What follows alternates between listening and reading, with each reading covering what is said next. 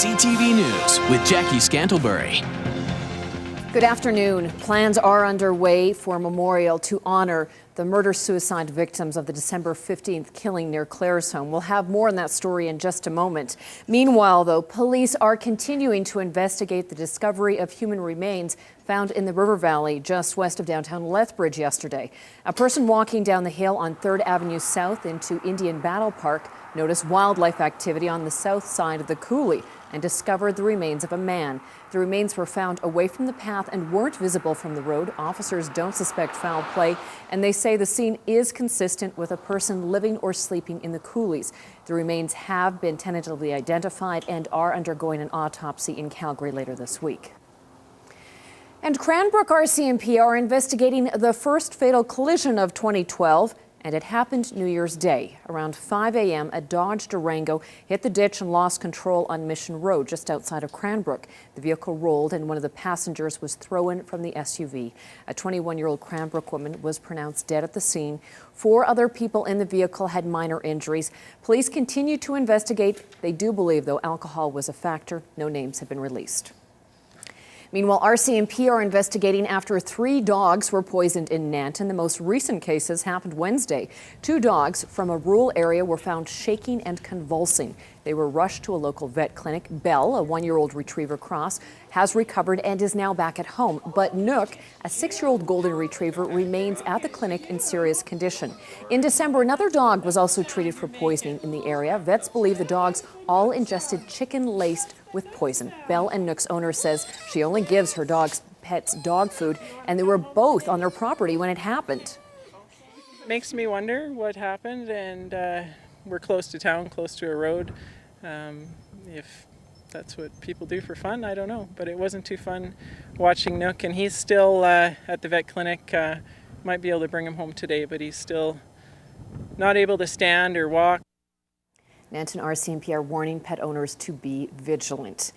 And the results are in. They show an increase in impaired driving over the holiday season in Lethbridge. During the 2011 holiday check stop campaign, regional police removed 16 impaired drivers from the road. That's 4 more than a year ago. Police also laid 10 more 24-hour suspensions than a year ago with 23. In all, 238 tickets were handed out during check stops in Lethbridge by area LRPS. Now, Lethbridge's Operation Red Nose wrapped up operations this year with several new records. The program's busiest season on record also brought in more community support and raised more money for the U of L Pronghorns than any other year. Nearly 700 volunteers provided more than 1,400 rides throughout the holiday season, and they raised more than $23,000 for Pronghorn athletics. The community also donated $30,000 worth of sponsorship to run the program.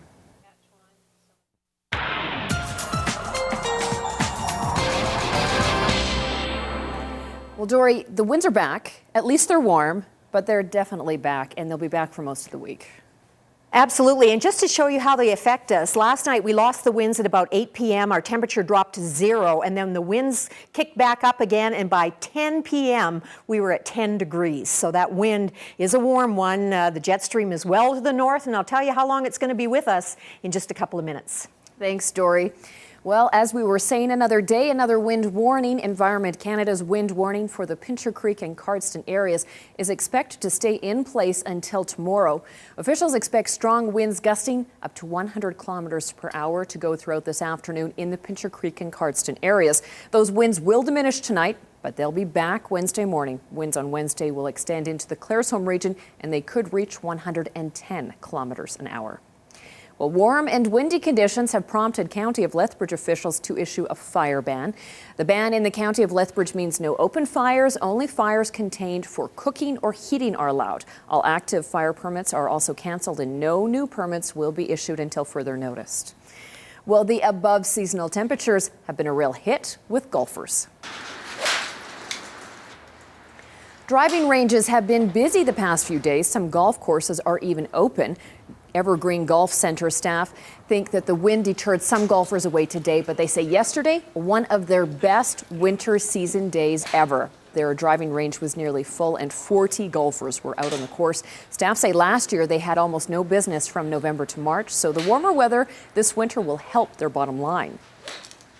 After last year's weather that we had through the spring, this helps us, gain a little bit back, and it gets a good start, I guess, for the season coming up. So hopefully the mild winter continues, and hopefully we have a great spring too.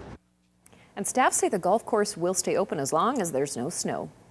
Well, some residents in West Lethbridge were without power for a brief time today. The blackout affected two of the major retailers in West Lethbridge. Both Safeway and Save On Foods were forced to turn away customers during the power outage. But many of the smaller stores in the area weren't affected. City officials say the cause of the outage is still unknown at this time.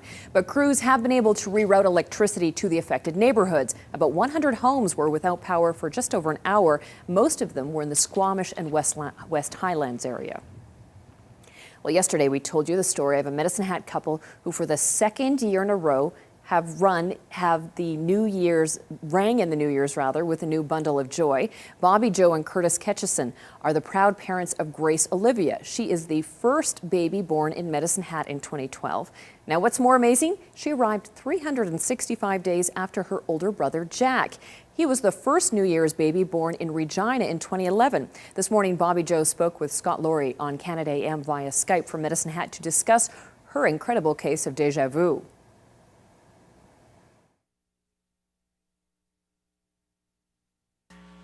Okay, tell me a little bit about the fact that this happened, on the first again. Is that something that you expected or what? No, it's not something we expected. It's something we joked about, but not something we actually thought would happen. We kind of knew I probably wouldn't make it to my due date just because I'm usually so sick while I'm pregnant, but we didn't think it was going to happen on Jack's first day. Is she back from the hospital yet? No, she'll be in NICU probably for, hoping, less than another 2 weeks, depending how she's doing.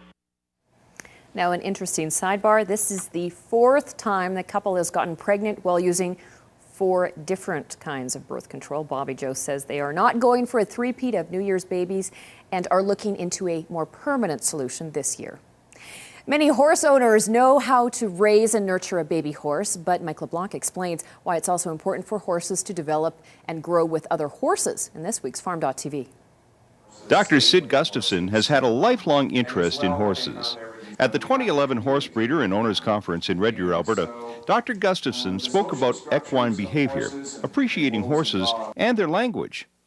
What is there about horse behavior that people find most interesting? I think the communication with horses. I think they want to know horse behavior so they understand them and so they can communicate and connect with them. So I think that's the fascination, understanding horses so as to be able to develop willing partnerships with them. What is the most difficult thing?